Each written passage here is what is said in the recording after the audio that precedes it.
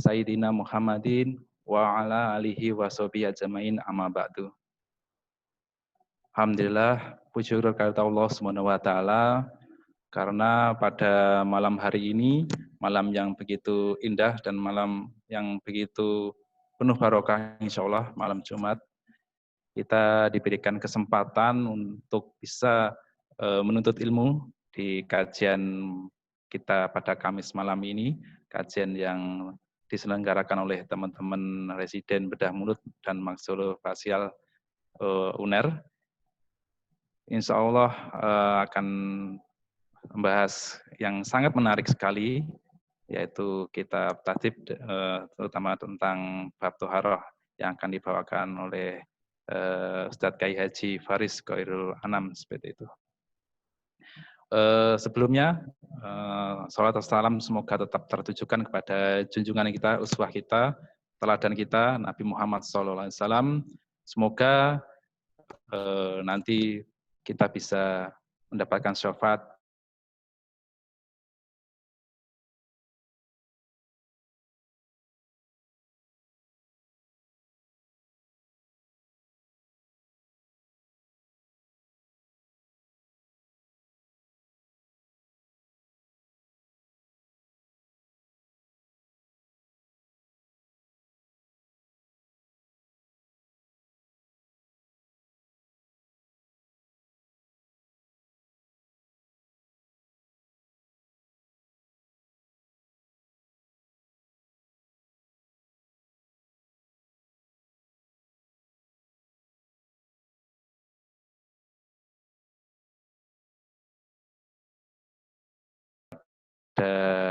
saudara Maki, dipersilakan.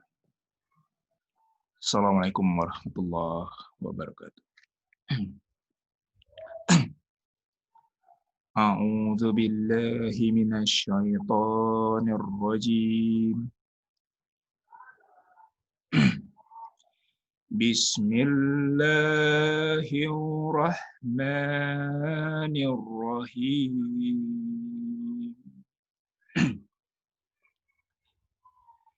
يا أيها الذين آمنوا إذا قمتم إلى الصلاة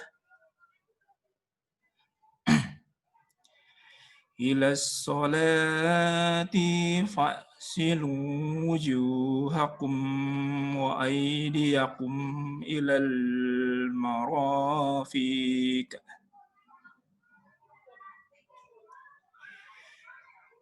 المرافق وامسحوا برؤوسكم وأرجلكم إلى الكعبين وإن كنتم جنبا فاطهروا وإن كنتم مرضى أو على سفر أو جاء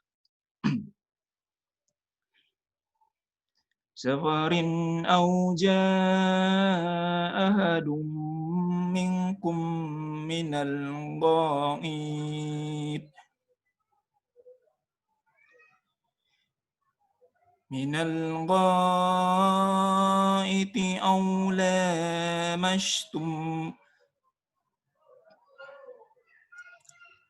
أو لامستم النساء فلم تجدوا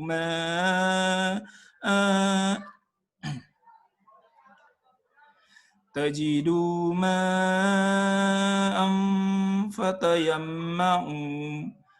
فتيمموا صعيدا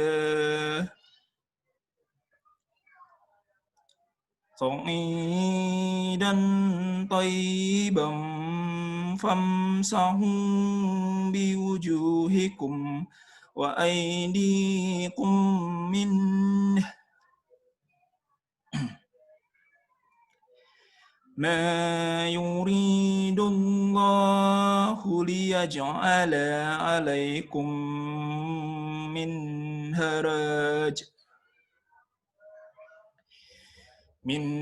هرج ولكن يريد ليطهركم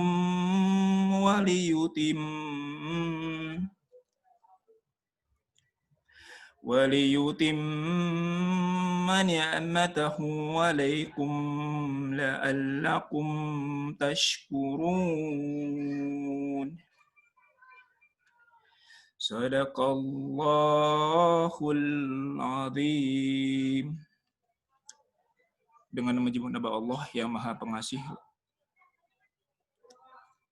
aku berlindung kepada Allah dari godaan syaitan yang terkutuk dengan menyebut nama Allah yang Maha Pengasih lagi Maha Penyayang. Wahai orang-orang yang beriman, apabila kamu hendak melaksanakan sholat, maka basuhlah wajahmu dan tanganmu sampai ke siku, dan sapulah kepalamu, dan basuh kedua kakimu sampai ke dua mata kaki. Jika kamu junub, maka mandilah. Dan jika kamu sakit, atau dalam perjalanan, atau kembali dari tempat buang air, atau menyentuh perempuan, maka jika kamu tidak memperoleh air, maka bertayamumlah dengan debu yang baik lagi suci. Usaplah wajahmu dan tanganmu dengan debu itu. Allah tidak menyulitkan kamu, tetapi Dia hendak membersihkan kamu dan menyempurnakan nikmat-Nya bagimu agar kamu bersyukur. Assalamualaikum warahmatullahi wabarakatuh.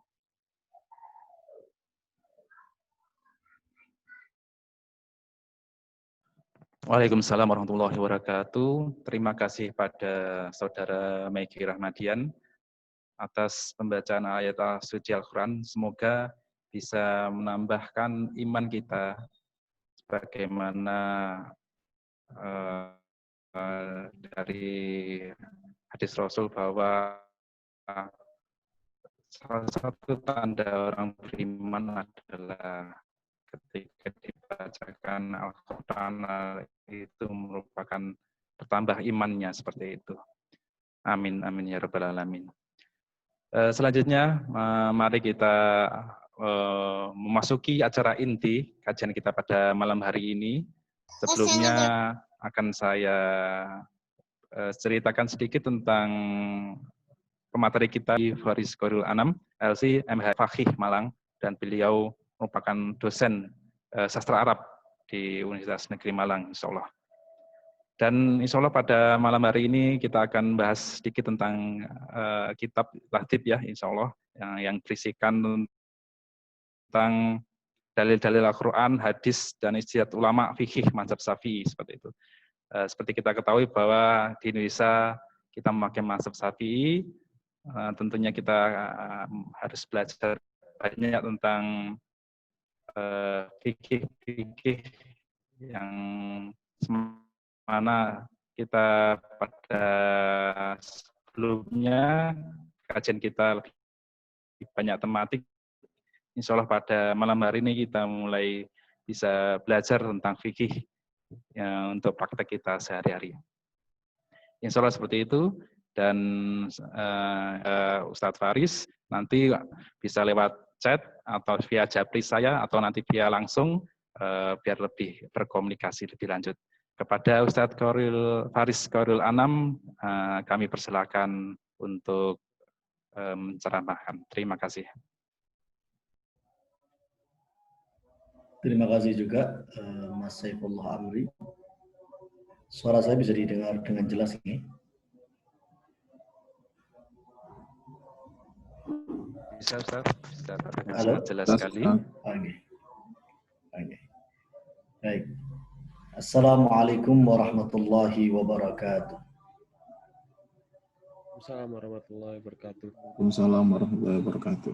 Alhamdulillahirabbil alamin wassalatu wassalamu ala habibina wa syafi'ina wa qurrati a'yunina sayyidina Muhammadin wa ala alihi wa ashabihi ajma'in, amma ba'd.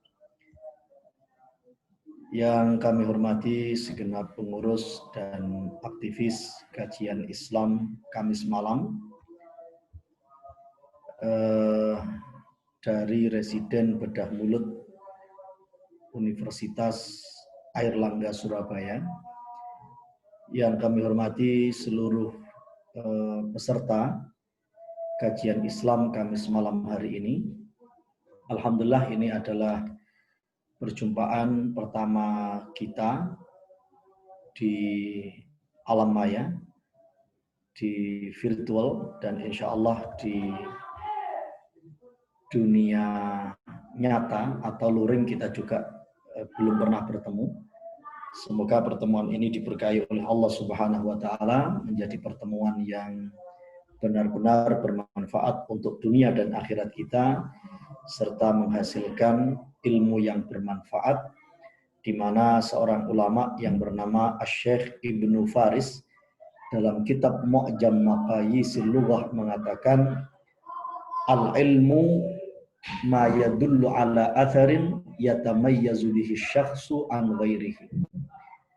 Ilmu dalam hal ini adalah ilmu yang bermanfaat, adalah sesuatu yang menunjukkan pada suatu dampak, di mana dengan dampak itu seseorang akan berbeda dengan yang lain.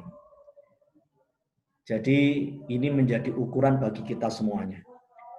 Kita mengaji, entah istilahnya kajian Islam, entah istilahnya majelis taklim, entah istilahnya pengajian akbar, ukuran kesuksesan kajian atau pengajian kita adalah setelah kita mengikuti kajian atau pengajian itu, ada perubahan apa tidak dalam perilaku dan sikap kita.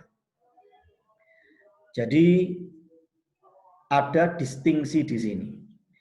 Tidak hanya sekedar perbedaan yang normatif, perbedaan yang datar, tapi sekali lagi ada distingsi atau derajat perbedaan sikap.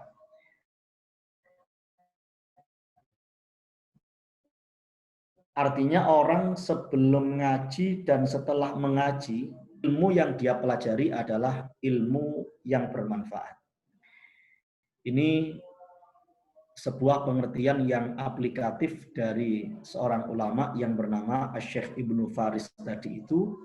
Kita yakin bahwa dalil atau argumentasi beliau dalam menyampaikan pengertian tadi adalah ayat Al-Quran, Qul hal yastawil ladhina ya'lamuna wal ladhina la ya'lamun.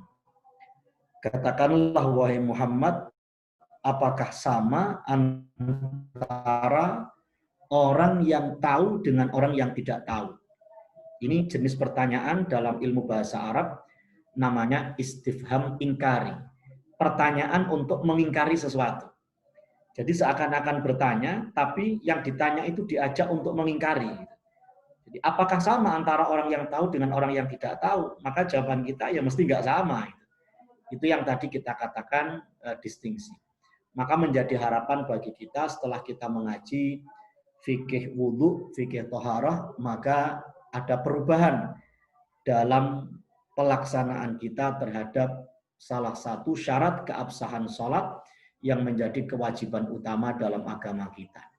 Nanti demikian kalau kita mengkaji bab fikih yang lain, kita mempelajari fikih sholat, maka harapannya harus ada perubahan. Bagaimana kita sebelumnya tidak tahu, sekarang menjadi tahu ternyata syarat dan rukunnya seperti ini.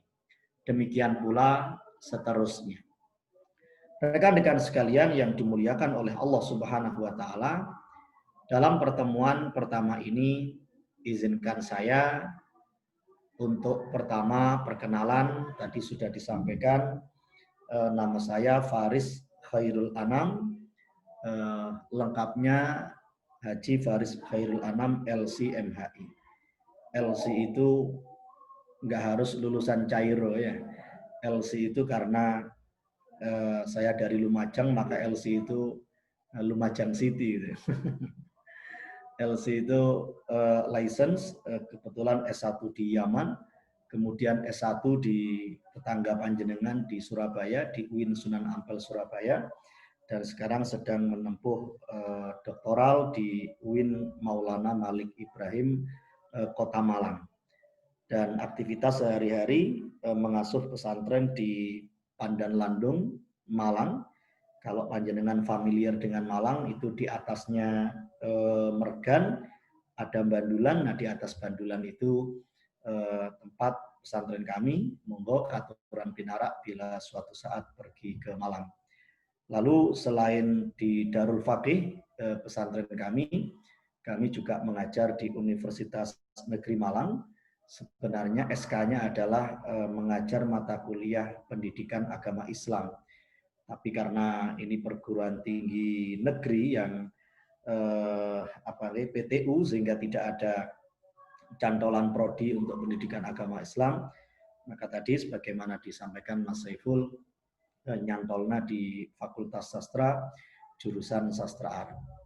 Baik, panggilan saya Faris. Semoga nanti kita bisa bertemu dan bersilaturahim di dunia nyata, di luring, luar jaringan. Amin ya rabbal alamin. Rekan-rekan sekalian, izinkan saya sebelum kita mengkaji kitab Tahdzib, barangkali pertemuan pertama ini kita mengkaji mengapa sih kita harus belajar fikih. Dan ada sebuah pertanyaan yang barangkali muncul di benak kita, mengapa tidak langsung kita mengkaji Al-Quran dan hadis Nabi Muhammad SAW. Itu pertama. Yang kedua, nanti tentu sudah menjadi kemakluman kita bersama, kalau kita mengkaji sebuah kitab atau buku, paling tidak kita harus mengenal penulisnya dan mengenal motif beliau menulis itu.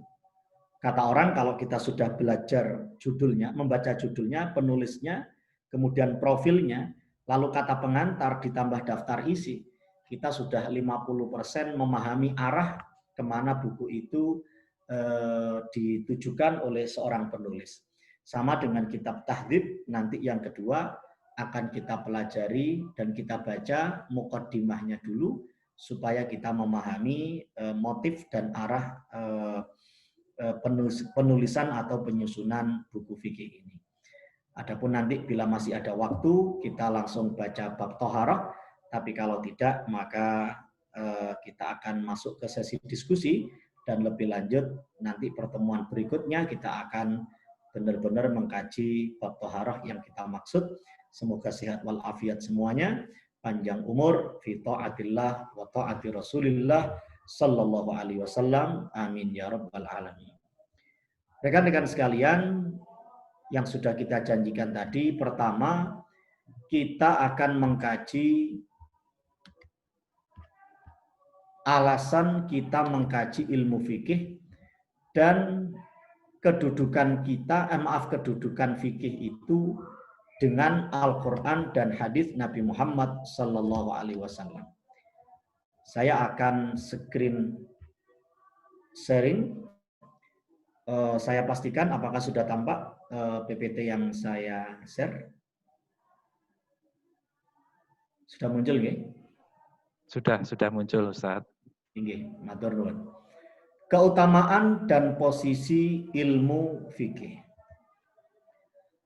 Bagaimana kita dan kitab-kitab hadis sudah menjadi kesepakatan manhaj ulama dan umat Islam bahwa Al-Quran dan hadis adalah pusaka agung warisan Nabi Muhammad SAW.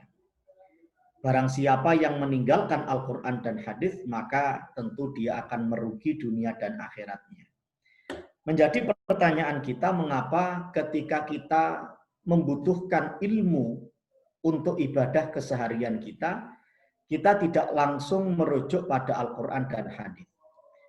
Kita kutip untuk menjawab pertanyaan tersebut penjelasan dari seorang ulama hadis yang bernama A'mash.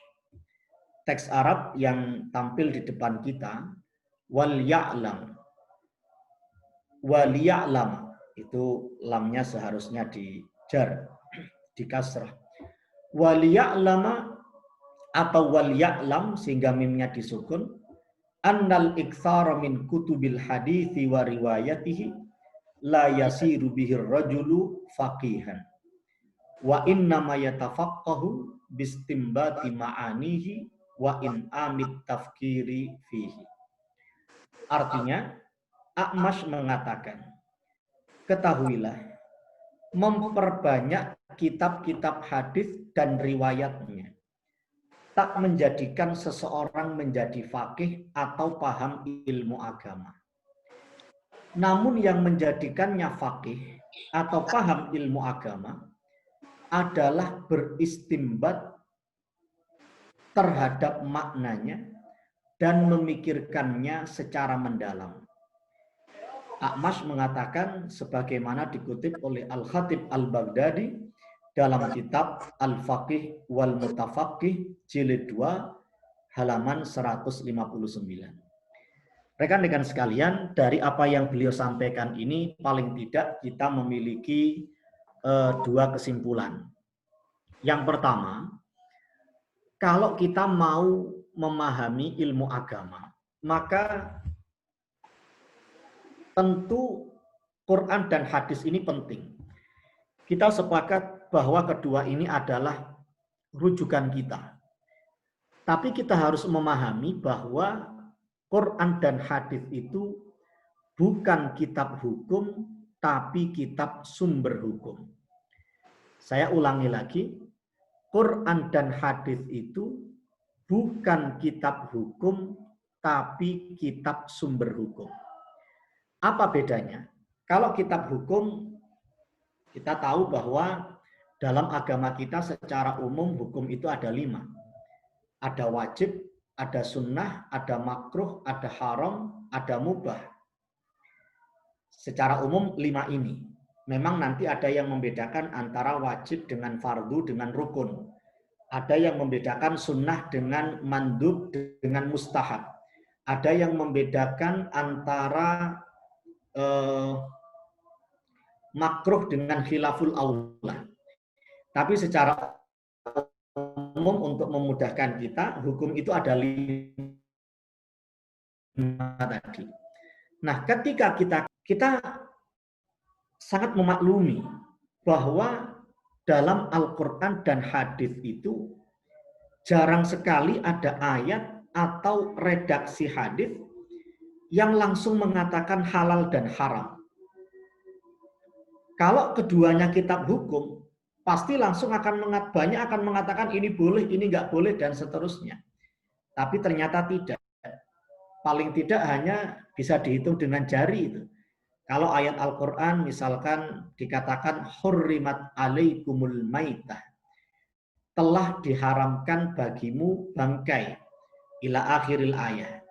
Dalam ayat ini langsung disebut salah satu kata hukum, yakni haram. Kemudian ada lagi ayat yang berbunyi uhillalakum saydul bahri dan seterusnya. Telah dihalalkan bagimu binatang buruan baik di laut. Binatang laut, apapun makhluk hidup yang ada di laut dan seterusnya. Berarti di ayat tadi juga disebutkan hukum yakni halal atau mubah. Tapi sekali lagi ayat yang langsung mengatakan halal dan haram itu sangat jarang sekali. Sangat jarang. Ini menunjukkan sekali lagi bahwa Quran dan hadis ini bukan kitab hukum, tapi kitab sumber hukum. Nah, untuk sampai kepada penyimpulan hukum, tadi kita katakan yang disebutkan oleh A'mash, namun yang menjadikannya faqih adalah beristimbat. Nah, istimbat inilah proses dari seorang ulama untuk bisa menyimpulkan hukum dari dalil normatif Quran dan hadis. Bahkan begini teman-teman, ada dalam Al-Quran dan hadis yang secara zahir disebutkan dalam redaksinya menyebut salah satu dari 5 hukum tadi itu. Tapi ternyata maksudnya bukan itu. Misalnya, Quran mengatakan kullu dzalika kana sayyi'uhu 'inda rabbika makruha. Semua itu di sisi Tuhanmu makruh. Sudah maklum makruh itu kalau dikerjakan nggak apa-apa, nggak dosa. Kalau ditinggalkan dengan niat khusus, orang akan mendapatkan pahala. Itu berarti nggak dosa kan, makruh itu dikerjakan. Tapi ayat tadi itu menjelaskan, dalam ayat sebelumnya, menjelaskan tentang kesombongan. Padahal kita maklum, sombong ini haram. Kalau dilakukan dosa. Loh kok dikatakan makruh di situ? Yang sebagaimana kita maklum, makruh itu kalau dilakukan nggak dosa itu. Tapi ternyata maksudnya makruh di situ adalah makruh, bukan makruh secara hukum, tapi makruh secara bahasa. Makruh secara bahasa adalah sesuatu yang dibenci oleh Allah Subhanahu wa Ta'ala. Berarti sombong itu dibenci, tapi hukumnya haram, bukan makruh. Ini yang kita katakan, kita memahami bahasa Arab pun nggak bisa langsung menyimpulkan hukum dari dalil itu. Jadi kita memerlukan ulama yang mereka itu bisa melakukan istinbatul ahkam.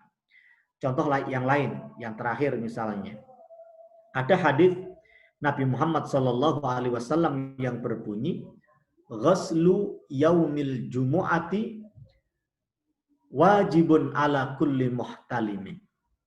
Mandi hari Jumat wajib bagi orang yang balik. Itu kalau kita artikan literal. Secara literal wajibun ala kulli muslimin. Wajib bagi setiap muslim. Kita mendengarkan terjemahan ini barangkali bingung. Loh kok wajib mandi hari Jumat? Bukannya sunnah? Ternyata betul. Mandi di hari Jumat itu hukumnya sunnah. Berarti hadis tadi gimana? Maksudnya adalah wujuban adaban la hukman. Wajib secara etika, bukan wajib secara hukum. Ini sekali lagi menegaskan kesimpulan bahwa faham bahasa Arab saja belum bisa mengantarkan kita untuk langsung kembali kepada Al-Quran dan hadis dan menyimpulkan hukumnya. Berarti kita membutuhkan ulama. Dan ini sampai pada kesimpulan yang kedua. Kalau yang pertama tadi kesimpulan kita bahwa Quran dan hadis bukan kitab hukum, tapi kitab sumber hukum. Kesimpulan kita yang kedua, secara umum umat Islam ini terbagi menjadi dua. Yang pertama mujtahid, yang kedua muqallid. Mujtahid itu orang yang bisa menyimpulkan hukum dari Quran dan hadis. Dia bisa melakukan istinbatul ahkam. Dia bisa menguasai bahasa Arab dengan segala makna-makna yang detail dari tiap kosakatanya. Dia tahu nasikh dan mansukh. Mana ayat Al-Quran yang datang lebih dulu dan datang kemudian, sehingga ketika ada kontradiksi dalam tanda kutip yang dibahasakan dalam usul fikih dengan tanaqudul adillah, dia harus bisa menimbang. Dia harus bisa melakukan istinbatul ahkam. Pertama, yang dilakukan oleh para ulama adalah al-jam'u, mengawinkan dua dalil yang secara zahir kontradiktif. Yang kedua, bisa dilakukan metode yang namanya nasikh mansukh. Oh, ayat yang pertama sudah disempurnakan oleh ayat yang kedua. Berarti ulama yang bisa menyimpulkan seperti itu, dia tahu kapan ayat ini turun, tahun berapa Hijriah, lebih dulu mana yang terakhir. Itu sebuah penguasaan dalam disiplin ilmu lain. Kemudian ada lagi yang namanya tarjih. Tarjih itu mengunggulkan salah satu dalil daripada yang lain. Ini tentu nggak bisa berlaku pada ayat Al-Quran karena kedudukannya sama. Mungkin bisa ayat dengan hadis atau hadis yang sahih bisa ditarjih daripada hadis yang dhaif dan seterusnya. Itu semuanya adalah sebuah keahlian khusus. Ini sebuah keahlian khusus.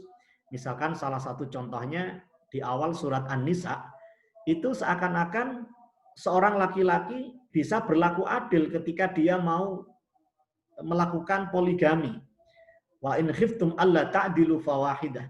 Tapi nanti di akhir surat An-Nisa dikatakan dalam sebuah ayatnya, seakan-akan Nggak mungkin laki-laki itu bisa berlaku adil. Walan tastati'u an ta'dilu bainan nisa'i walau harastum.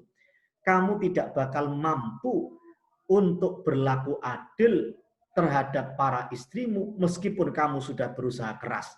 Loh ini gimana? Antara ayat pertama di awal An-Nisa dengan ayat terakhir kok seakan-akan ada kontradiksi. Itu nanti ulama itu yang berperan untuk melakukan al-jam'u, mengawinkan maknanya sehingga hukum itu sudah matang disampaikan kepada kita. Bagaimana hukum poligami, bagaimana syarat-syaratnya, itu sudah siap saji yang dipersembahkan oleh para ulama, hasil mereka beristimbatul ahkam terhadap dalil itu. Baik, secara umum umat Islam ini terbagi menjadi dua. Yang pertama adalah mujtahid yang bisa langsung bermuamalah dengan Quran dan hadis. Sedangkan kelompok yang kedua adalah muqallid. Muqallid itu ya yang bertaklid, yang mengikuti pendapat hasil ijtihad ulama, yang mengikuti fikih. Dan kalau bahasa Inggrisnya muqallid itu norok buntek saja sudah. Jadi ada yang Madura ya. Norok buntek hasil ijtihad ulama, dan ini yang kita lakukan. Posisi kita itu di muqallid ini. Kita tadi disampaikan oleh Mas Saiful, orang Indonesia rata-rata bermadzhab Syafi'i, berarti kita muqallid, kita bertaklid terhadap hasil ijtihad Imam Syafi'i dan para ulama madhab Syafi'i. Dan ini sekali lagi menandaskan kepada kita bagaimana posisi kita dan kitab-kitab hadis itu. Rekan-rekan sekalian yang dimuliakan oleh Allah Subhanahu wa taala, berikutnya hubungan antara hadis dan fikih.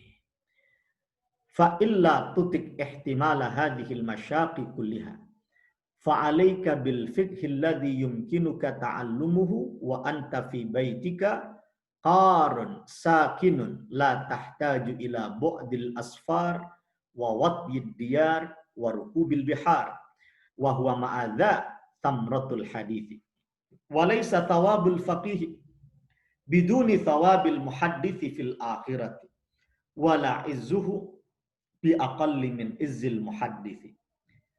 Bila tak mampu menanggung semua aktivitas berat ini, maka pelajarilah fikih yang memungkinkan kamu untuk mempelajarinya. Kamu diam di rumahmu, tak perlu jauh bepergian, meninggalkan negerimu, menyeberangi lautan. Sementara fikih sendiri sebenarnya adalah buahnya hadis itu.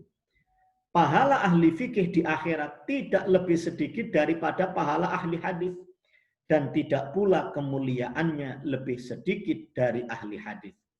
Disebutkan dalam kitab Tahdzibul Kamal fi Asma'ir Rijal, jilid 24, halaman 464. Rekan-rekan sekalian, belajar hadis itu sulit. Tadi sudah kita singgung bagaimana tingkat kesulitannya kalau orang itu belum tingkat mujtahid. Di sini juga disebutkan barangkali maknanya memang zahir gitu. Zaman dulu kalau mau cari hadis itu masih jauh bepergian, meninggalkan negeri atau daerahnya, menyeberangi lautan. Atau ini bisa saja bermakna konotasi, bermakna kiasan bahwa memang untuk sampai ke hadis itu berat. Jadi apalagi kita yang belum begitu memahami bahasa Arab. Bahkan paham bahasa Arab pun juga masih penuh lika-liku kayak tadi itu. Maka produk nyatanya yang bisa langsung aplikatif dan kita harus segera sholat dengan baik, segera wudhu dengan baik, segera puasa dengan baik, ya fikih itu sudah. Fikih yang membicarakan tohar, fikih yang membicarakan sholat, fikih yang membicarakan puasa. Kalau semua orang harus merujuk kepada Al-Quran dan hadis, nanti orang Islam itu nggak bakal wudhu itu. Nggak bakal sholat itu. Padahal saya hari ini, besok itu saya harus sholat subuh itu. Apa dalil Qur'annya tentang takbiratul ihram? Apa dalil Qur'an hadisnya tentang baca surat Al-Fatihah? Apa dalil Qur'an hadisnya tentang ruku', i'tidal, sujud? Saya harus mengkaji Qur'an hadis malam ini, ngelembur itu. Karena besok saya harus melakukan sholat subuh. Ya kalau berhasil. Kalau nggak berhasil, besok kita nggak sholat itu. Makanya fikih ini sudah sajian matang yang dipersembahkan oleh para ulama. Jazakumullah khairan. Semoga Allah membalas mereka dengan kebaikan kita sudah menerima ada yang dinamakan madhab Maliki, ada yang dinamakan kodifikasi hasil ijtihad itu, yang dinamakan dengan madhab Syafi'i, ada madhab Hambali, ada madhab Hanafi, dan seterusnya.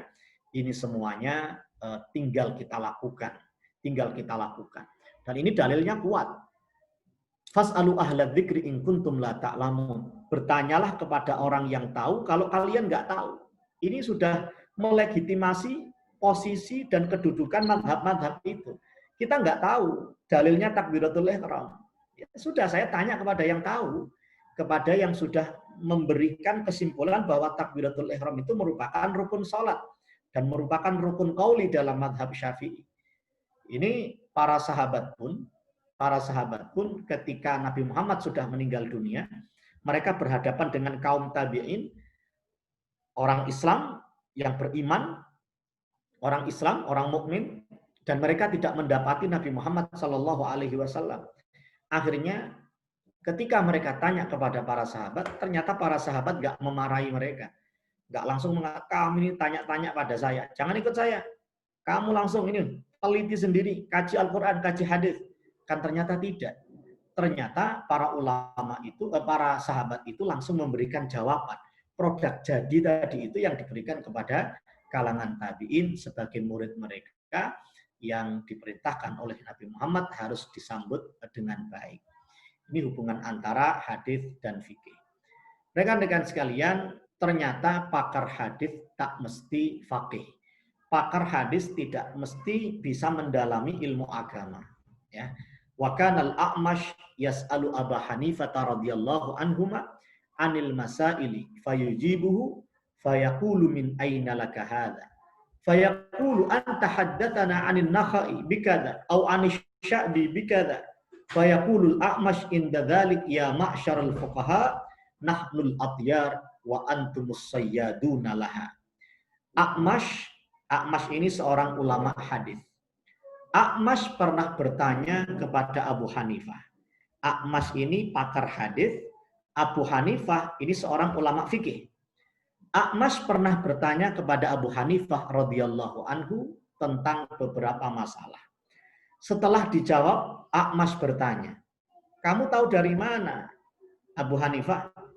Abu Hanifah menjawab, bukankah engkau pernah meriwayatkan hadis ini dari An-Nakhai seperti ini? Engkau meriwayatkan dari Sya'bi seperti ini.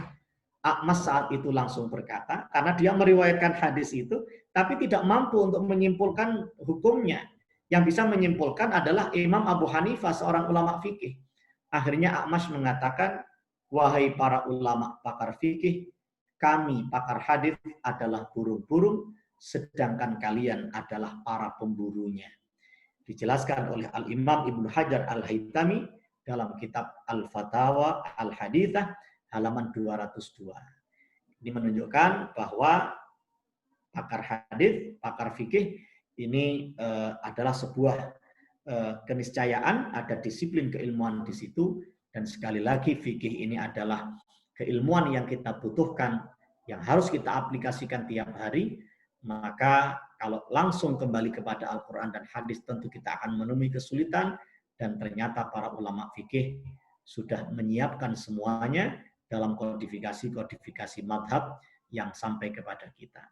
Rekan-rekan sekalian, masih ada beberapa slide yang menjelaskan tentang keutamaan dan posisi ilmu fikih, tapi sepertinya saya sudah terlalu panjang menyampaikan ini, khawatir ngantuk ya, apalagi di dunia virtual ini saya kayak ngomong sendiri. Berbeda dengan muwajahah atau kalau kita bertatap muka. Tentu biar gayeng, biar biar mengalir dan dialogis. Sebelum kita lanjutkan ke slide berikutnya dan bagaimana muqaddimah atau pengantar dalam kitab tahdhib yang juga perlu kita baca. Sebelum kita melanjutkan itu semuanya, saya kembalikan dulu kepada Mas Saiful. Barangkali maaf, kita perlu untuk diskusi dan dialog supaya sekali lagi lebih dialogis dan cair. Maka sementara seperti itu, nanti kita lanjutkan bila memang tidak ada pertanyaan atau sudah ada pertanyaan dan sudah kita jawab. Monggo Mas Saiful bisa kita berdiskusi lebih dahulu. Baik, terima kasih Ustadz Faris atas penjelasan yang sangat menarik tentang fikih itu sendiri.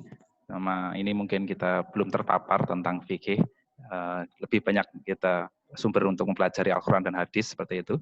Namun biasanya kalau fikih itu di SD, biasanya kita belajar dari buku fikih kuning itu, Ustadz, ya, yang kuning hijau itu yang biasanya diajarkan di SD seperti itu, Ustadz. Nah, bagi teman-teman ataupun rekan-rekan semuanya, rekan-residen maupun para senior, dokter-dokter, monggo dipersilakan jika ada pertanyaan yang mana lebih praktis pada fikih tentang panduan ibadah sehari-hari, apapun itu, mungkin khusus bab ibadah thaharah atau bersuci, dipersilakan. Mungkin kalau ada yang bertanya.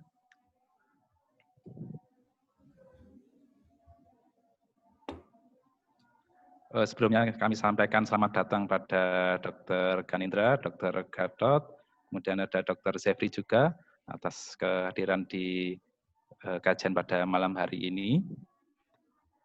Mungkin ini Ustadz, mungkin saya bertanya Ustadz, sedikit Ustadz biar lebih mencairkan suasana Ustadz, terkait fikih tentang membatalkan sholat Ustadz. Kadang-kadang ada mazhab yang kalau bersentuhan sama istri, kalau sudah wudu itu batal Ustadz. Sedangkan ada mazhab lain, tidak membatalkan wudu seperti itu Ustadz. Mungkin pandangannya seperti apa Ustadz untuk fikih? Terima kasih Ustadz. Terima kasih juga Mas Saifullah Amri. Jadi terkait persentuhan kulit antara suami dan istri, paling tidak secara umum ada 3 pendapat ulama. Yang pertama, membatalkan wudhu secara mutlak tanpa dirinci lagi, absolut memang batal. Pendapat yang kedua, tidak membatalkan secara mutlak. Jadi nggak masalah persentuhan kulit antara suami dan istrinya. Pendapat yang ketiga, membatalkan kalau syahwat, disertai dengan syahwat. Kalau tidak disertai dengan syahwat berarti tidak batal. Nah ini kembali kepada penjelasan kita di alinea pertama tadi bahwa kalau ada 3 pendapat itu dan diwakili oleh madhab, baik madhab Maliki maupun madhab Syafi'i, itu apakah rujukannya beda? Qurannya apa beda? Ternyata Qurannya sama.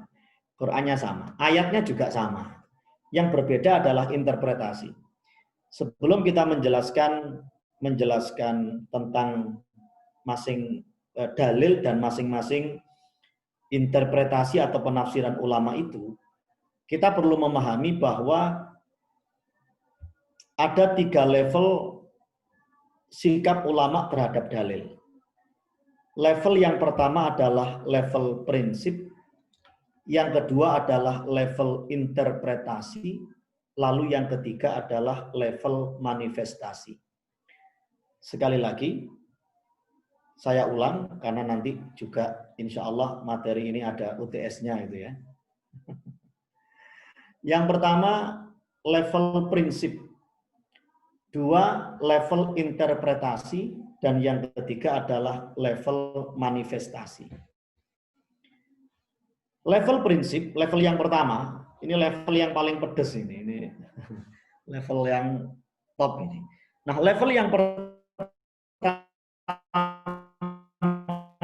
itu nggak mungkin ulama berbeda pendapat dalam umat Islam. Contohnya adalah bahwa kalau dalam terkait dengan Mas Saifullah sudah menikah ya? Sudah menikah. Mas Saifullah sudah menikah? Sudah Ustaz. Oh sudah, nih berarti Pak Saifullah nih, Pak Saifullah. Masih mahasiswa sudah alumni ya? Sedang mahasiswa Ustaz, ada mahasiswa PDGS Ustaz. Oh baik, nih. Baik. Nanti saya ganti Pak Saifullah. Pada level prinsip terkait pertanyaan panjenengan tadi itu, ulama tidak akan berbeda pendapat bahwa kalau orang sholat itu harus punya wudhu. Dia harus dalam bahasa kita suci dari hadas kecil. Itu prinsip yang semua ulama tidak akan beda pendapat. Imam Malik, Imam Ahmad bin Hanbal, Imam Syafi'i, Imam Abu Hanifah tidak akan berbeda pendapat bahwa secara prinsip kalau sholat harus punya wudhu. Tapi nanti pada level yang kedua, level insi, di sini sudah mulai ditemukan perbedaan di antara ulama kita, sesuatu yang tidak bakal didapati pada level yang pertama tadi. Ini penting dan kita harus memetakan ini karena orang itu sekarang mudah sekali bermusuhan dengan ini adalah sebuah niscaya. Selagi perbedaan itu standar kepada dalil, di mana ada level interpretasi. Contohnya, tadi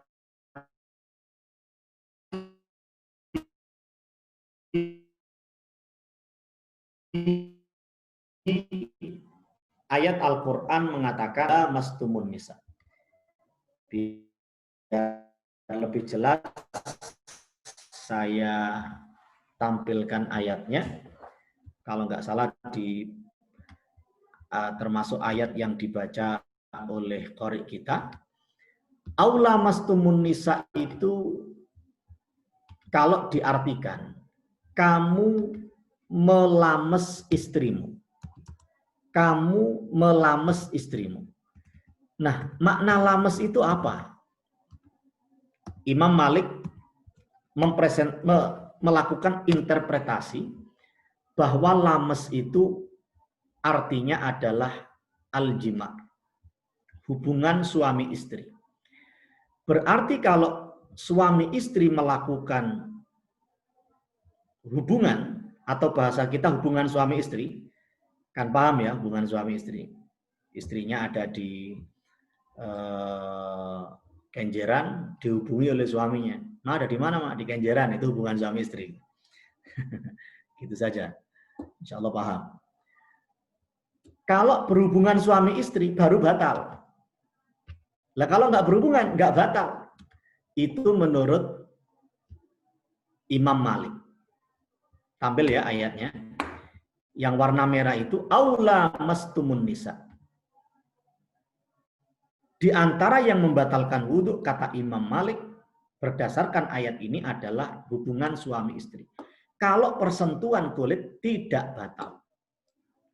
Jadi yang disinggung tadi oleh Pak Saiful itu berarti madhab Maliki. Kalau menurut madhab Syafi'i, ayatnya sama. Aula mastumun nisa.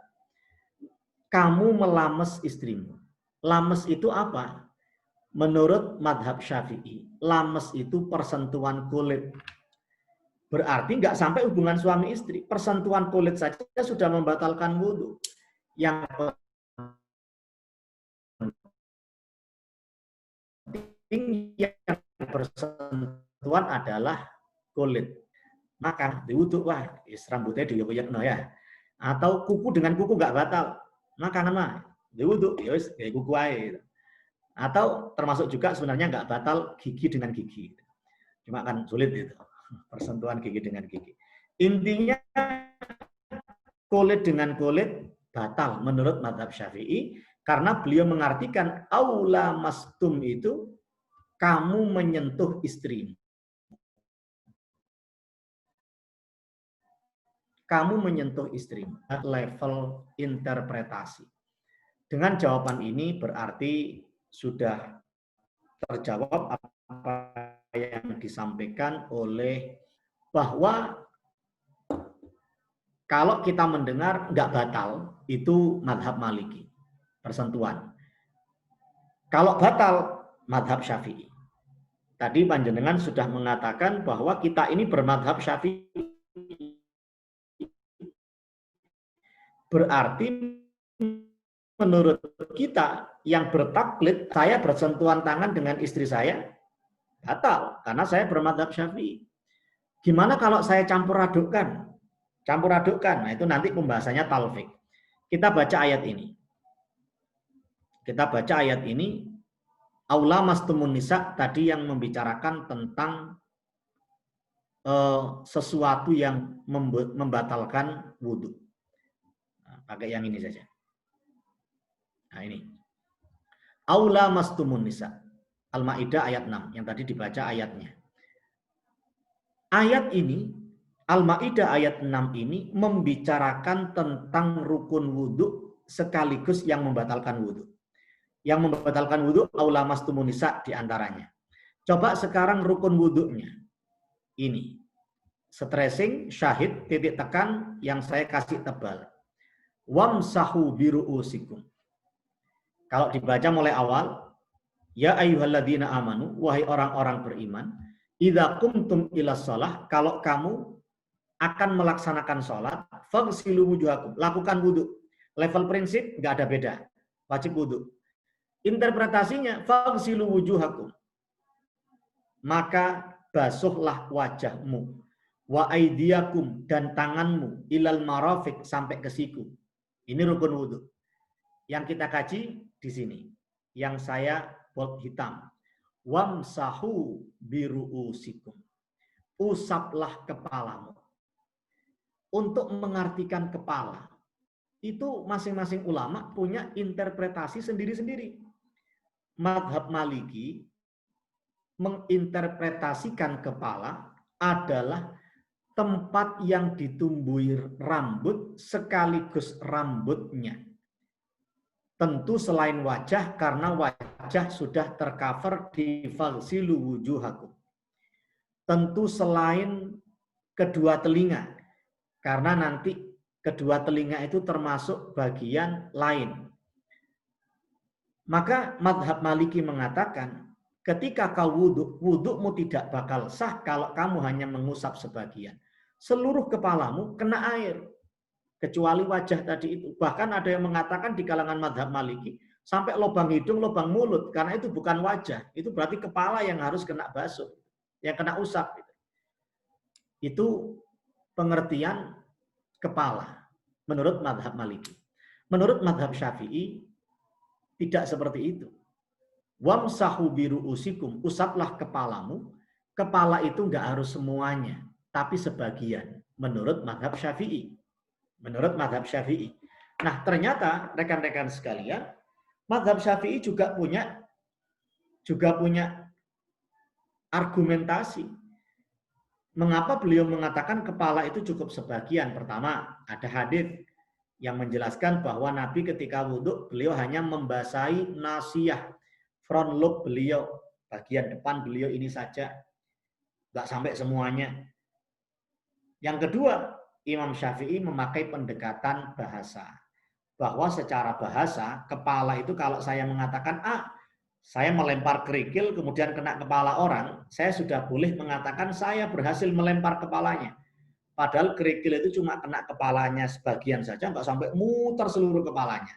Itu pendekatan bahasa oleh Imam Syafi'i. Nah, untuk melengkapi jawaban Pak Saifullah tadi itu, boleh nggak saya mencampur adukkan pendapat-pendapat mazhab itu? Contoh aplikasinya misalnya, saya rukun wudhunya ikut mazhab Maliki, tapi batal wudhunya ikut mazhab Syafi'i. Atau sebaliknya, saya rukun wudhunya ikut mazhab Syafi'i, tapi batalnya ikut Maliki. Misalnya, saya wudhu, hanya mengusap sebagian kepala. Berarti saya ikut mazhab Syafi'i. Ikut mazhab Syafi'i. Ternyata saya mau berangkat ke masjid untuk sholat jamaah. Sebelum berangkat, saya cipika-cipiki sama istri saya. Terus langsung masuk masjid, langsung takbiratul ihram, sholat. Padahal saya habis persentuhan kulit dengan istri saya. Itu namanya talfik, mencampur adukkan sekian pendapat mazhab dalam satu qadiyah, dalam satu paket ibadah, dan hukumnya tidak boleh. Apalagi kalau tujuannya tatabbu'ur rukhas, tujuannya untuk mencari mudahnya sendiri, tujuannya untuk bahasa Jawanya golek gampangnya dewe, bahasa Inggrisnya kardiman, karabadibiknya rese nyaman, itu tidak boleh. Jadi penjelasan ini sekali lagi nggak bisa kita, nggak batal. Saya salaman dengan istri saya nggak batal, nggak apa-apa. Pokoknya wudhu Anda ikut madhab Maliki. Syarat dan ketentuannya, rukunnya seperti apa harus dipelajari. Nggak boleh kita selama ini belajar fikih SD dulu yang hijau kuning atau warna apa itu, terus kemudian mengusapnya sebagian, terus tahu dengar pengajian, ada kajian, terus nggak batal suami istri. Dia langsung ikut saja. Langsung ikut. Padahal wudhunya ikut madhab Syafi'i. Ternyata itu adalah yang tidak membatalkan itu madhab Maliki. Ini nggak boleh. Namanya talfik, mencampur adukkan sekian madhab. Inilah pentingnya kita mempelajari madhab, mana yang ketentuan madhab A, mana ketentuan madhab B. Begitu Pak Saifullah Amri, mohon maaf jawabannya panjang kali lebar kali tinggi, karena sekaligus kita menjawab dan menjelaskan tentang 3 level ulama dalam menyikapi dalil tadi. Yang pertama adalah level prinsip, yang kedua level interpretasi, dan yang kedua adalah level manifestasi. Interpretasi saja sudah beda pendapat itu ulama, apalagi manifestasi itu. Contoh gampangnya terakhir, sudah menjadi kesepakatan masjid itu harus dijaga kesuciannya. Tapi untuk menjaga kesucian, manifestasinya umat Islam di Indonesia dengan di Saudi beda. Di Indonesia ada kolahan itu, kolam yang buat nyuci kaki. Di Saudi kan nggak ada itu. Di Masjidil Haram, Masjid Nabawi nggak ada kolahan itu. Saya lupa itu di Ulul Azmi. Saya pernah sekali ke Azmi di belakang ini, kenang-kenangan dari Ulul Azmi. Ada nggak itu di kolahan di Masjid Panjenengan itu? Saya juga sekali ke Masjid Kampus B itu, kayaknya nggak ada ya. Intinya ada masjid yang pakai kolahan, ada yang tidak. Tapi semua pada level prinsip akan meyakini bahwa masjid ini harus dijaga kesuciannya. Nah, untuk menjaga kesucian manifestasinya bisa, kalau kata Upin Ipin, berbeza-beza. Baik, begitu Pak Saifullah. Baik, terima kasih Ustadz. Mungkin ada yang lain, ada yang mau bertanya, kami persilahkan, baik langsung maupun lewat chat atau japri saya, dipersilakan.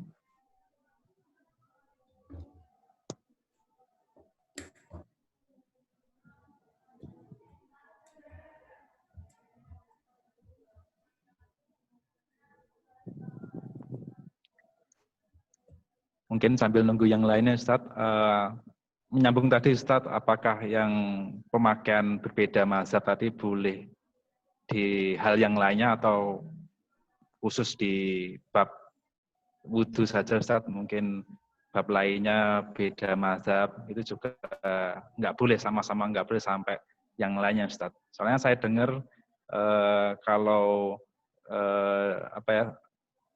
fikih yang suami istri yang ikut haji, ibadah haji itu katanya ada suatu istilah itiqal madhab gitu Ustaz. Jadi boleh salah satu waktu itu boleh memegang istri ketika haji, karena memang sangat sulit sekali haji itu tidak bersentuhan sama istri, khawatirnya istrinya terlepas, hilang, dan justru sangat memberatkan waktu ini proses haji Ustaz.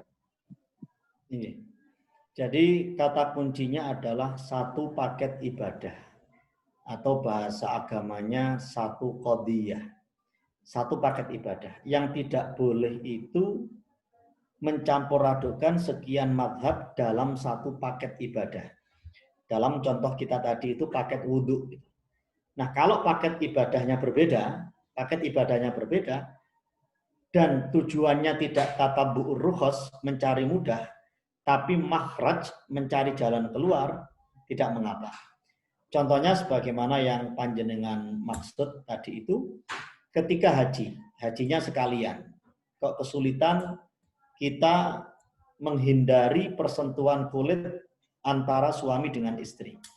Misalnya ketika tawaf bareng, itu kalau saya tetap pakai mazhab Syafi'i, sedangkan tawaf itu harus dalam keadaan suci, karena tawaf itu sama seperti sholat, kecuali di tawaf boleh kita berbicara. Maka kalau saya bertawaf dengan istri, terus saya pakai mazhab Syafi'i, wudhunya yang saya usap juga sebagian saja, nanti saya persentuhan kulit dengan istri saya, wudhu saya batal. wudhu istri saya juga batal. Maka tadi yang panjenengan singgung, solusinya adalah intiqal madhab. Ini insya Allah jalan keluar yang tidak keluar jalan. Jadi gimana? Wudhunya ikut madhab Maliki. Dengan kaidah umum, sesuatu yang sunnah dalam madhab Syafi'i, dalam madhab Maliki wajib. Secara umum seperti itu gampangannya. Sesuatu yang sunnah dalam wudhu, dalam madhab Maliki wajib. Misalnya 3 kali basuhan, itu madhab Syafi'i sunnah. Madhab Maliki bisa saja wajib. Kemudian menggosok bagian wudhu ini. Menurut madhab Syafi'i sunnah. Tapi menurut madhab Maliki wajib. Bahkan harus dipijat itu. Harus ditadlik. Karena apa? Untuk memastikan air itu benar-benar masuk ke dalam pori-pori itu. Itu madhab Maliki. Kemudian mengusap seluruh kepala. Menurut madhab Syafi'i sunnah. Menurut madhab Maliki wajib. Jadi inilah sehingga kalau kita wudhunya sudah ikut madhab Maliki, nanti batalnya suami istri boleh kita ikut madhab Maliki. Karena dalam satu paket ibadah kita sudah mengikuti mereka, sudah mengikuti madhab Maliki itu. Ini yang diperbolehkan karena bukan lagi dalam satu paket ibadah. Talfiknya itu. Nanti misalkan tawafnya tetap ikut madhab Syafi'i, tapi wudhunya ikut madhab Maliki. Ini yang disarankan oleh para pembimbing haji ketika mereka sampaikan di pelatihan manasik haji, terutama bagi mereka yang akan haji dan umrah sekalian berangkat suami dengan istri. Begitu. Baik, terima kasih Ustadz. Insya Allah silakan yang lainnya, monggo mau bertanya, open mic atau lewat chat dipersilakan. Izin Ustadz. Izin bertanya, saya Nurul Novita Suhartono dari Unair, Ustadz. Izin mau bertanya, Ustadz, apakah kalau kita mau sholat malam, contohnya tahajud, harus tidur dulu atau tidak, Ustadz? Oke. Terima kasih Ibu Novita. Kalau tahajud itu memang harus tidur dulu. Kalau belum tidur, ya paling tidak dia menjadi sholat ba'diyah isya atau sholat sunnah mutlak. Tapi yang dikatakan sholat tahajud itu sebuah pelaksanaan jenis sholat yang memang tidur dulu, terus dilakukan di malam hari tentu sebelum masuk waktu sholat subuh. Ada ayat Al-Quran yang berbunyi wa minal laili fatahajjad bihi nafilatan laka dan seterusnya. Dan di antara malam itu fatahajjad, maka dalam bahasa kita bertahajudlah. Itu yang dikatakan menjadi argumentasi penamaan sholat itu dengan sholat tahajud. Dengan sholat tahajud. Meskipun ada yang mengatakan nggak ada nama tahajud itu. Tahajud itu ya sholat malam, sholat hajat dilakukan di malam hari setelah tidur. Kemudian sholatnya sunnah itu namanya tahajud. Tapi sebagian juga menamakan sholat tahajud berdasarkan tadi itu. Wa minal laili, dan di antara malam, fatahajjad, maka bertahajudlah, bahasa kita bertahajudlah, nafilatan laka, sebagai bentuk ibadah darimu. Mu di sini adalah Nabi Muhammad. Kemudian yang juga menjadi sandaran dalil para ulama bahwa tahajud itu setelah tidur adalah ayat yang kita share screen ini, surat Muzammil ayat 2. Ya ayyuhal muzammil, wahai orang yang berselimut, qumil laila illa qalila, bangunlah di malam hari kecuali sedikit saja. Orang selimutan itu ya tidur, bukan selimutan karena makan malam. Nggak ada makan malam terus selimutan itu kan nggak ada. Berarti tidur disuruh bangun untuk melakukan sholat. Nisfahu, sebagiannya, awin kusminhu, atau kamu kurangi sedikit. Ini ketentuan secara umum berlaku bagi seluruh umat beriman, tapi pada ketentuan lain khusus untuk Nabi Muhammad. Khususnya di mana? Khususnya untuk Nabi Muhammad, sholat malam itu hukumnya wajib. Karena diperintahkan oleh Al-Quran, oleh Gusti Allah, wahai orang yang berselimut, bangunlah di malam hari kecuali sedikit saja. Jadi sholat malam bagi Nabi Muhammad itu wajib. Bagi kita sebagai umat Islam secara umum, hukumnya sunnah. Dalam kurung, untung gak wajib. Coba wajib, dosa kabeh. Karena kita bukan ahli tahajud terus terang. Rata-rata. Maka secara umum berlaku juga bahwa yang namanya sholat malam itu adalah setelah tidur kemudian bangun, sebagaimana secara umum kita simpulkan dari ayat Al-Muzammil ini, ya ayyuhal muzammil qumil laila illa qalila. Begitu.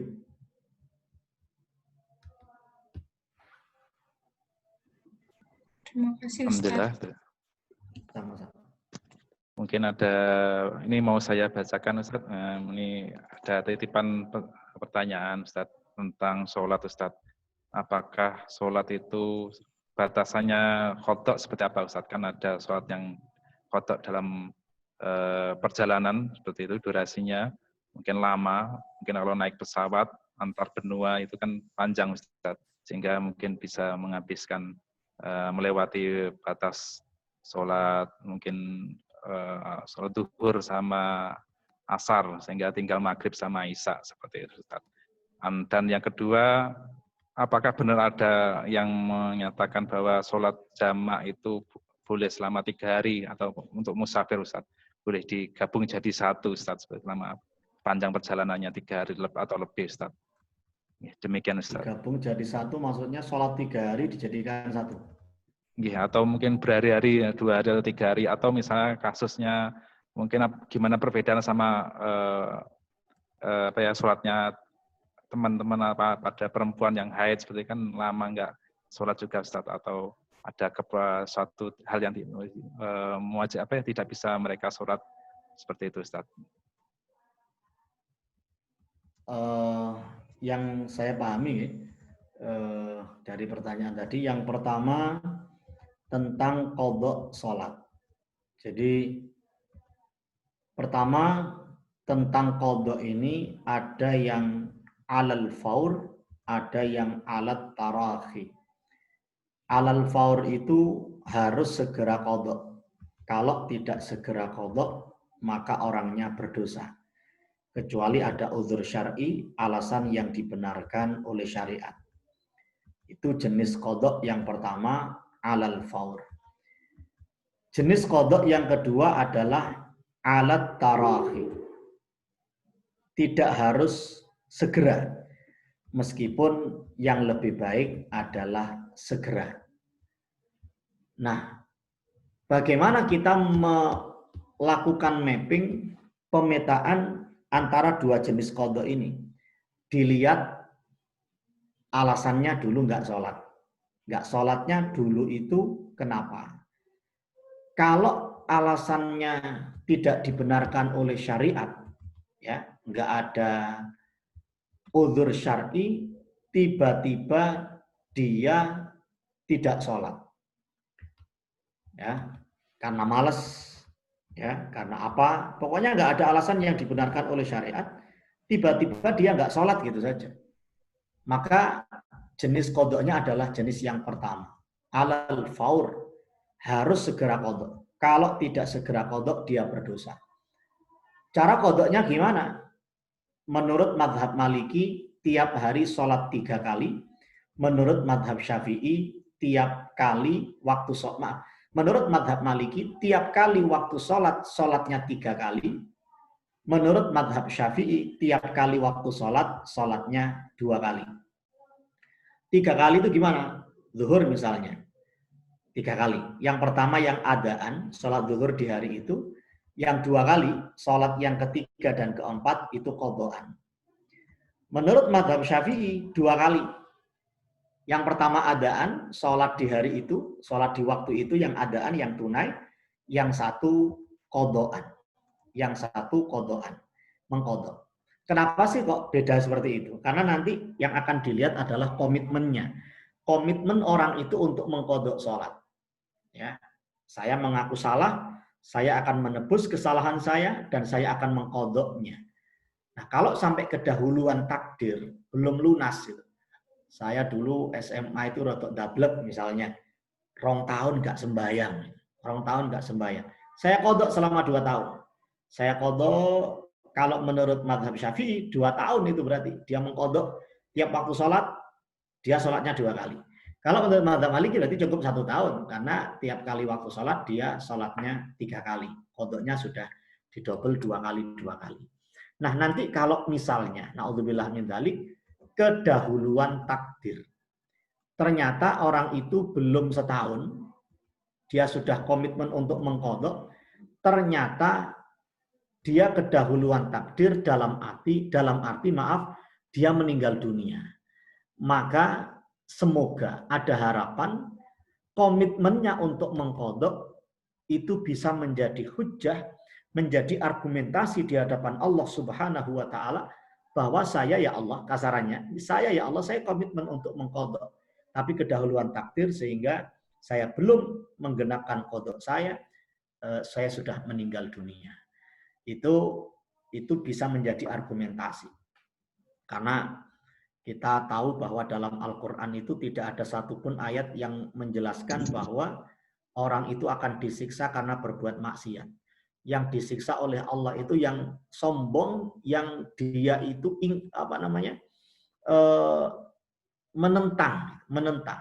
Jadi orang melanggar itu ada 2. Ada yang ngelakoni salah terus ngaku salah. Yang kedua, ngelakoni salah tapi gak ngaku salah. Ini yang kata orang Malang ayahab. Ayahab itu bahaya. Ada orang salah ngaku salah. Itu nanti dijanjikan oleh Allah dia akan diberi rahmat. Qul ya ibadiyalladzina asrafu ala anfusihim la taqnatu mir rahmatillah. Wahai orang-orang yang melampaui batas ketika hidup di dunia dengan melakukan maksiat, jangan kau berputus asa terhadap rahmat Allah. Jadi salah ngaku salah dirahmati oleh Gusti Allah itu. Komitmen saya akan kodok sholat saya yang dulu saya sengaja meninggalkannya. Tapi kalau sudah acuh tak acuh, menentang ajaran Allah, gak sembayang, gak paten, gak kodok, gak paten. Ini yang naudzubillah, itu yang dia itu melanggar dan salah gak ngaku salah, itu yang bahaya itu. Itu yang nanti dalam Al-Quran dikatakan sa'asrifu an ayatiyal ladina yatakabbaruna fil ardi bighairil haq. Aku akan berpaling dari orang-orang yang melakukan kesombongan di muka bumi. Salah satu tafsirnya, salah gak ngaku salah itu. Ini yang nanti kata orang Jawa bakal di blender oleh malaikat itu. Na'udzubillah min dzalik. Jadi jenis kodok yang pertama, orang sengaja meninggalkan sholat, komitmen untuk sebagai manifestasi dia taubat itu mengkodok. Besok sholat subuh, yang adaan, terus berdiri lagi yang kodokan. Terus seperti itu, sejumlah yakin berapa kali salat yang dia tinggalkan. Yang kedua adalah alal faur, alat tarahi. Kalau yang pertama harus segera, kalau yang kedua enggak harus segera, meskipun yang lebih baik adalah segera. Ini lagi kembali kepada motif. Dulu kalau alasannya enggak sholat itu karena ada uzur dalam perjalanan tadi itu, terus dia enggak sholat, maka nggak harus segera mengkodok, tapi tentu yang lebih baik adalah segera mengkodok. Misalnya dalam perjalanan. Yang tadi ditanyakan, alinea tadi kita menjelaskan tentang alal faur sama alal tarahi. Berikutnya kalau yang di perjalanan itu, gini, kalau orang sholat itu kan wajib memenuhi syarat rukunnya. Kalau nggak mampu, berarti nanti sholatnya hormat waktu. Kan gitu. Misalkan di kereta, saya punya wudhu, tapi saya nggak bisa berdiri. Gimana saya berdiri ketika sholat? Padahal wajib berdiri itu. Saya nggak bisa mustaqbilal qiblah ketika saya di pesawat. Saya nggak bisa mustaqbilal qiblah ketika saya di kendaraan. Padahal ini masuk waktu sholat zuhur. Berarti sholatnya sholat hormat waktu. Nanti gimana hormat waktu itu? Sholat hormat waktu itu hanya untuk menghormati waktu, tapi tidak bisa menggugurkan kewajiban sholat. Nanti kalau dia misalnya sampai di tujuan, dan dia mampu untuk bisa melakukan sholat secara normal, maka dia wajib untuk mengqadha, dan jenis qadhanya adalah jenis qadha yang kedua, yang alat tarohi. Tidak harus segera, meskipun segera yang lebih baik, karena dia tidak sholat ketika itu ada uzur, ada alasan yang dibenarkan oleh syariat. Di pesawat, saya mau tayamum gimana? Wong harus ada debu yang saya rasakan. Di pesawat itu steril itu, AC, terus kemudian pasti dibersihkan debunya, disedot, itu nggak ada debu. Untuk tayamum gimana? Maka saya nggak bisa untuk tayamum. Maka sholat saya hormat waktu, hanya sekedar hormat waktu. Rekan-rekan sekalian, sholat hormat waktu ini adalah hasil ijtihad Al-Imam Abu Zakaria Syaraf An-Nawawi atau Al-Imam An-Nawawi berdasarkan ayat Al-Quran, ittaqullaha mastata'tum, bertakwalah kepada Allah semampu kalian. Lakukan kewajiban semampu kalian. Maaf, bukan semau kalian, semampu kalian. Nah, mampu saya ketika di pesawat, mampu saya ketika di kereta api, saya nggak mampu mustaqbilal kiblah, mampu saya cuma hormat waktu. Tidak menggugurkan kewajiban, nanti sampai di tujuan harus segera diqadha. Pertanyaan yang kedua, yang saya pahami tadi itu menjamak selama 3 hari. Maksudnya selama 3 hari itu boleh dijamak, yang boleh dijamak ya hanya maghrib sama isya, zuhur dengan asar, itu saja. Nggak boleh kemudian dirapel 3 hari nggak sholat, terus kemudian sholat 3 hari dijamak bareng-bareng, itu nggak bisa. Itu yang dimaksud boleh jamak 3 hari. Kalau sebenarnya di mazhab Syafi'i 4 hari ya. Kita melakukan perjalanan misalkan ke Jakarta, nggak tahu kapan kembali ke Surabaya kapan, maka boleh selama di Jakarta panjenengan jamak sholat selama 4 hari. Selain waktu kedatangan dan waktu pulang. Ya. Waktu datang, hari kedatangan nggak dihitung. Besok mulai 1 hari. Sampai 4 hari, waktu kepulangan nanti boleh lagi. Lebih dari 4 hari sudah nggak boleh lagi. Ya. Ada yang menghitung 4 hari, ada yang menghitung 18 hari. Mazhab Syafi'i 4 hari, pokoknya dia nggak tahu kapan dia akan kembali. Berarti dia masih dihukumi musafir, boleh menjamak sholat. Sekali lagi yang boleh dijamak tadi itu zuhur dengan asar. Kalau dilakukan di waktu zuhur berarti jamak takdim. Kalau dilakukan di waktu asar, jamak takhir. Maghrib dengan isya dilakukan di maghrib, jamak takdim. Dilakukan di waktu isya berarti jamak takhir. Wallahu a'lam bishawab. Insyaallah ini sudah yang terakhir. Terima kasih atas perhatiannya. Diskusi dan tanya jawabnya sudah kita sampaikan prolog, mohon maaf tidak sampai selesai tentang keutamaan fikih, tetap kita pelajari biar nanti ketika kita belajar fikih mantap.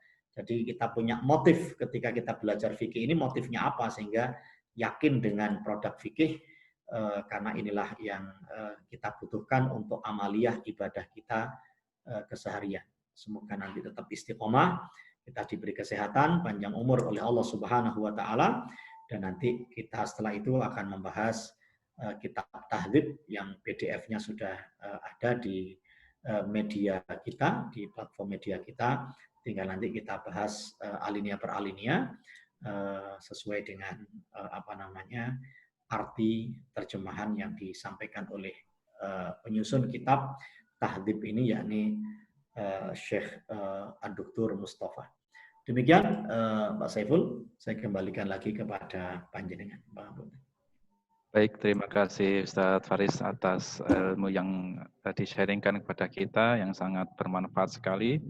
Semoga apa yang kita dapatkan ini bisa kita aplikasikan di kehidupan sehari-hari, dan semoga kita bisa ada waktu kembali untuk membahas fikih-fikih yang lainnya. Insya Allah masih banyak pertanyaan sebenarnya.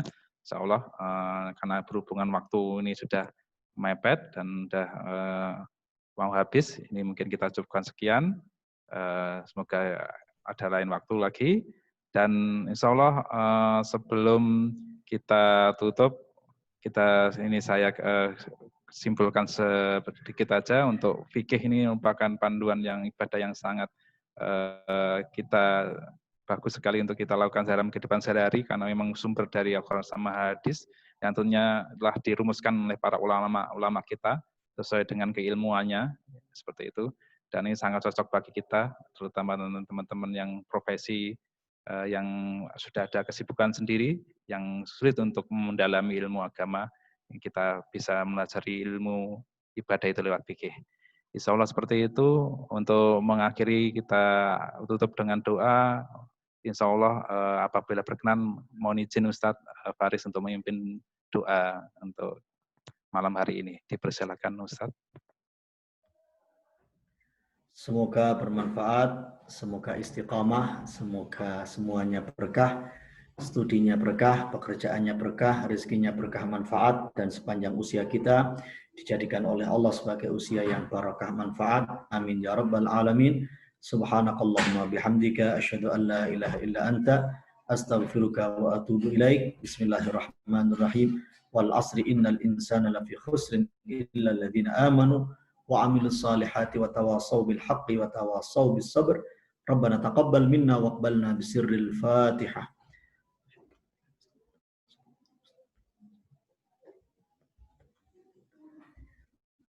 Wallahul muwaffiq ila aqwamit thariq. Wassalamualaikum warahmatullahi wabarakatuh. Waalaikumsalam warahmatullahi wabarakatuh. Terima kasih Ustadz atas kehadirannya pada kajian kita malam hari ini. Demikian kajian kita Kamis malam hari ini. Semoga bisa kita jadi lebih barokah untuk kehidupan kita sehari-hari. Dari panitia saya mengucapkan banyak salah, minta maaf sebesar-besarnya.